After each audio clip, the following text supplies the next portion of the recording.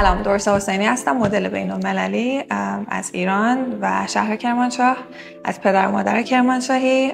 تحصیلاتم هم تشریفات سیاسی یا همون دیپلماسی هستش و در حوزه فشن فعالیت دارم. کلاس فوتو مدلینگ رو نمیتونستم کامل برم چون سر کار میرفتم درس میخوندم، ولی کلاس کت‌واکشون رو شرکت کردم و اول شدم و خیلی جالب بود برام و اینطوری شد که توی ایران استارت این کار خوردش.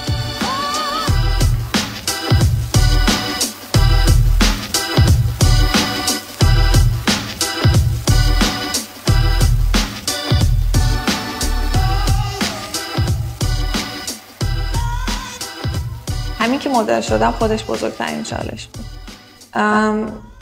همین که پوش کنم خودم و واقعا فورس کنم خودم و که برم جلوی دوربین وایسم و یه چیزی رو ارائه بدم که کار تیمی بستگی به اون داره. یعنی یه کل تیم کار میکنن، یه وقتا یه تیمی 40 نفره 50 نفره که پروداکتی که دارن شوت میکنن میشی شما. یادم مدل‌ها که داشتیم از رامبوی میومدیم بیرون همه فکاشون داشت تکون میخورد. آره خیلی سرد بود. خب اینا یه چیزاییه که آدم باید باش کنار بیاد. نخوابیدن، خستگی، درد، سوزن یکی میکنه تو یکی.